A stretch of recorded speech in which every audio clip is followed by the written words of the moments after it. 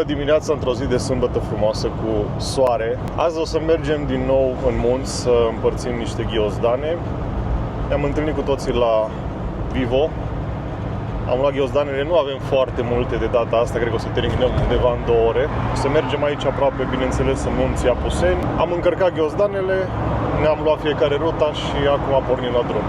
O să mai discutăm pe parcurs, nu știu exact câte opriri avem, unde ne oprim, dar asta o să vedem pe drum.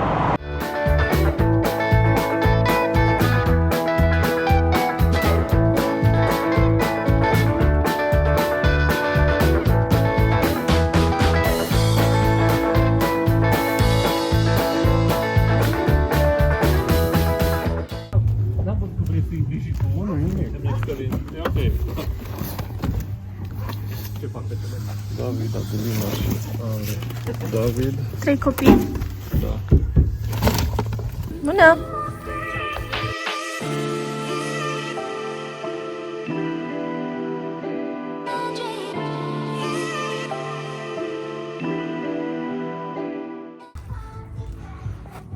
Adelina?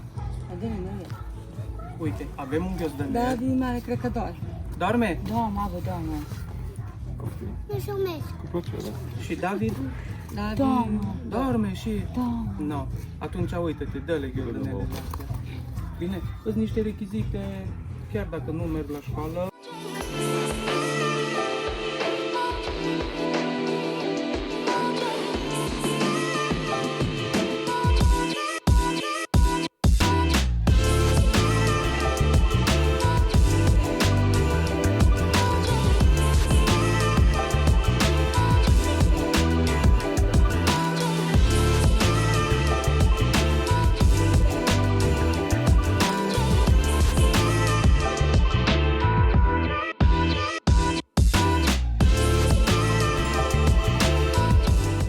Am oprit la primii copilași, am lăsat 3 ghiozdane. Copilașii erau foarte drăguți și timizi. Am stat un pic acolo cu ei. Cum v-a zis Luci la începutul vlogului, nu avem foarte multe ghiozdane, suntem 3 mașini pe ruta asta. Și acum mergem la următoarea familie. O să stăm și acolo puțin de vorbă, ajutăm copilașii și ne relaxăm astăzi.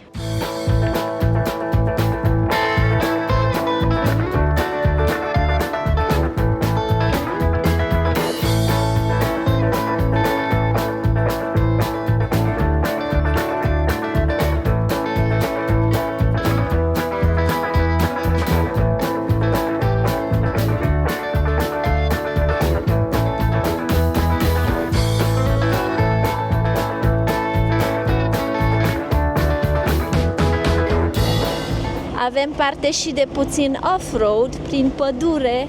Cât de fain și de răcoros este aici.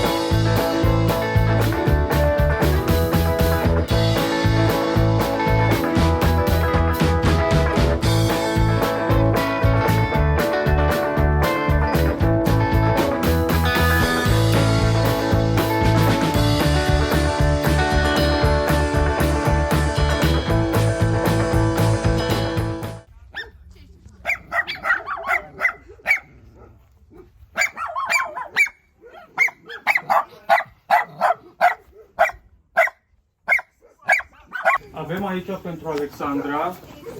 Nu avem Alexandra. Nu aveți Alexandra? Nu, nu. Sau cum o? Roberta. Mi-a legat ca să nu se întâmple ceva cu ei.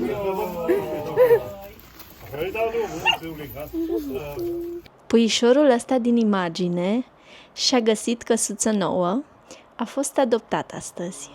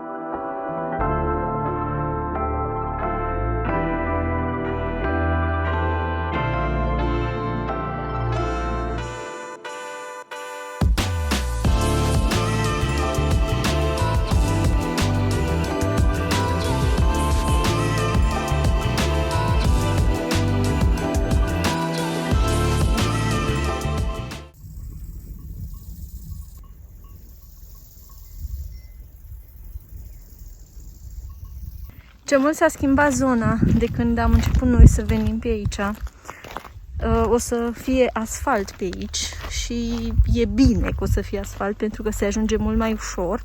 Partea proastă e că o să se populeze și e foarte frumos, e foarte liniște și acolo unde nu sunt foarte mulți oameni de obicei este curat. Ia uitați-vă la priveliștea asta. Noi teoretic am terminat pe ziua de astăzi, am fost la a doua casă, ați văzut pisicuțele și căței atât de simpatici. În tot timpul îmi place să oprim acolo și priveliștea e superbă. Am oprit acum și la ultima casă, vremea e superbă, atâta doar că eu m-am îmbrăcat prea gros. Sunt cu ghetele în picioare, cine m-a pus să-mi iau ghetele nu știu și mi-este foarte cald. Da, ne priește aerul ăsta curat.